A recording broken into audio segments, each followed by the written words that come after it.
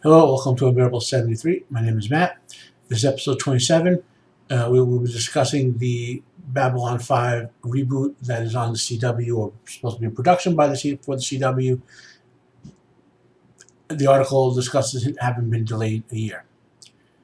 So let us start with what is Babylon 5?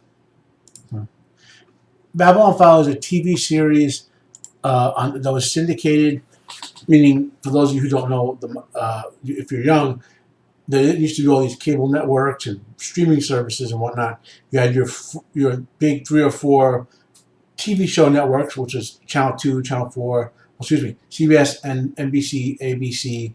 Eventually Fox came around in the late 80s, and now, of course, you have the CW as a 5th little network.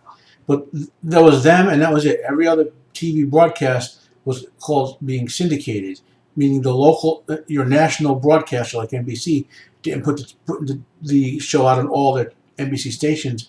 The local broadcast station would fill those blocks of time with syndicated programming. Star Trek: The Next Generation was like that. Star Trek: Deep Space Nine was like that, to name more popular references. Babylon 5 was like that as well. Babylon 5 was the creation of someone known as J. Michael Straczynski, which stands for Joseph Michael Straczynski. He's most commonly called JMS by the fan base. He began his development, I think, back in the mid-'80s, if I remember the timing correctly, and it took a long time for him to get funding for it as he built up his reputation as a TV writer, movie writer, and whatnot. Eventually, in 1993, he got his production, and this is not about Babylon 5 per se. I will link to a video from the Renaissance Nerd with him in OBS 70, OBG 70, where they discuss Babylon 5 on their Sci-Fi Saturday Night show. In the future, I will go over more in depth on Babylon 5 because it is one of my 5 or 6 favorite franchises. But for now, I just want to talk about the situation of Babylon 5, why it took so long to have any Babylon 5 done, and my thoughts on the reboot.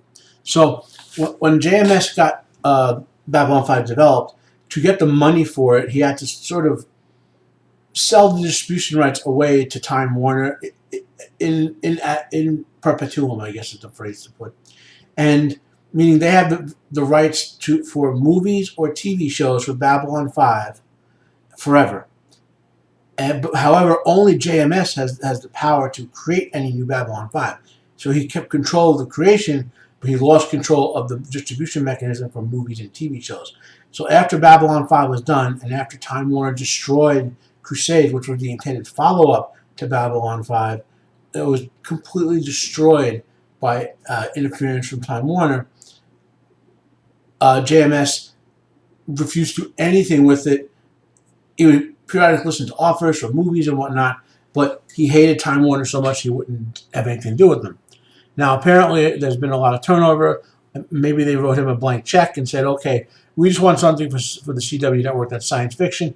We have this property. We know you'll only do it if you were in control of it. He'll let you go. So, in that sense, it's good. JMS is a control freak when it comes to Babylon 5, and he does not support inferior quality. At least he didn't with the original run, with the movies, with the 10 canon novels, with the 1 canon comic book, with the canon tie-in of B5 Wars, which was a tabletop war game, and the initial Mongoose role-playing game, who had the license, but he decanonized it because they kept making changes that countered what he intended. So that's kind of the history of it. Now, so what the current effort is a reboot, as we put. And one of the reasons you have to do a reboot is because most of the original cast have passed on. I mean, they're all a little older than me. They were in that sort of like 55 to 70 age category, which would have been either the top end of Generation X or the bottom end of the baby boomers in terms of generations.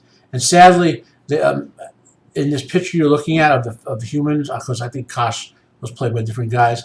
The only one I think still alive is Bill Mummy, who plays Lanier, the second character from the left with the bony ridge on his head. I think everyone else might have died. Although Stephen Furst, who plays Veer, he's famous for Animal House, which is a great movie you should all watch. I think he's still alive too. But the actress who played Andreas Koutoulas Mira Furlan. Andres Katsoulas played Jakar, the reptiloid-looking alien on the right. Mira Furlan played Ambassador Delenn. She's the female in the front. Can't remember the guy who played uh, uh, the Centauri ambassador here, Lando. His name escapes me. Peter something. Peter Firth. Uh, he has passed on. You know, several other actors as well. So they can't really do a follow up to it. Plus, it literally, even though they'd be in their 70s, so it'd be them doing cameos with younger kids. So, doing a reboot makes sense, right? And Babylon 5 as a structure lends itself to a TV format way more than it does to a movie format because it's a storytelling structure. Now, one of the things that's special about Babylon 5 was going into it, JMS had a complete story arc planned out. And he had to change it a bit with illnesses to the original lead actor, a couple of other circumstances with someone leaving the show before he really wanted to finish the character arc, and so on and so forth. But he had that meta arc for the story. So I'm presuming he's going to go into this with something similar. And in this article, it even references that the new take reportedly follows John Sheridan, who was the replacement lead that came in the second season, an Earth Force officer with a mysterious background being assigned to Babylon 5 while on an explorer Earth company actually triggers a conflict with a civilization a million years ahead of us. That was kind of like the meta plot that we learned about Babylon 5. That statement combines the first and second season. That's the best way to put it. So originally the idea was that CW was going to order a pilot to look at, see if they put it out for the upcoming fall season. They've delayed that. So is that delay a good thing? In my opinion, yes. Number one, it gives JMS time to continue to work on stuff. And the further we get away from the current situation with the COOF and limits on production and expenses, the better for TV stuff. In addition, I don't think JMS will do what we would call a woke reboot of its own property because it's its own property and he has a vision for it.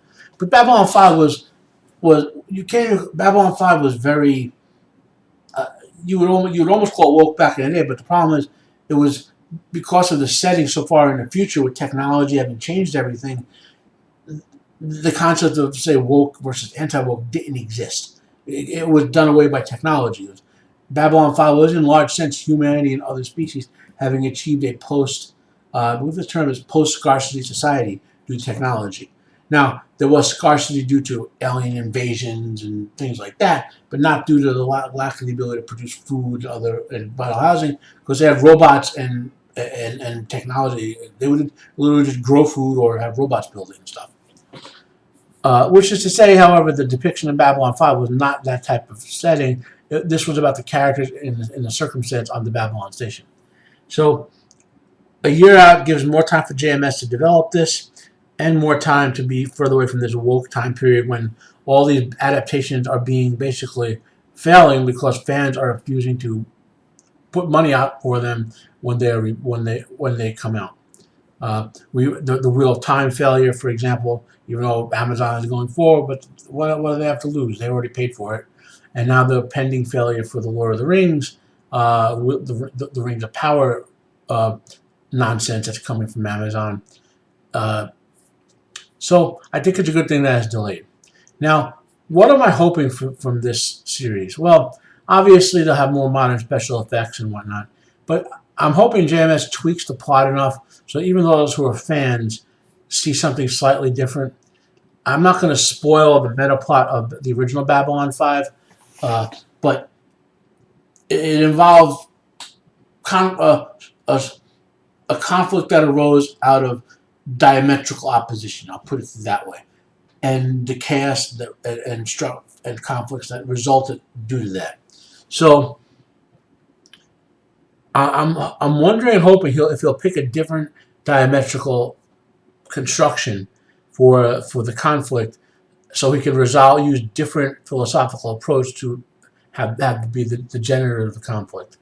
And I also suspect, given the importance he placed on, say, the techno mages in the original setting, but he only can put them in the novels, I suspect we'll see that maybe some of the more advanced sci-fi stuff like the techno mages and the telepaths play a more prominent role in this, since he knows what he's going for from the beginning and has a set budget for his 5 or 7 year run or whatever. So I am anticipating this because I'm a fan of the franchise, and I'm not burned out on it because Babylon 5 has not been abused over the last 20 years like many other franchises.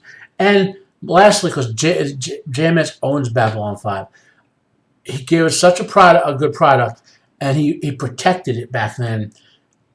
I have faith in him as a creative. He will not bastardize his own product. Let me close that up. So that's my take on that article and the Babylon 5 reboot. I am hopeful. I'm not jaded on Babylon 5 like I am on Star Wars, as an example, or Star Trek, which I don't see being fixed for a couple of years until the current contract, which forget that. Just this is about Babylon 5. So if you like my take, give me a thumbs up. If you don't, smash that thumbs down button and show you hate me, or hate my take, I should say. If you like my content, give me a subscribe. I am Matt. This is Unbearable 73, and I am out of here.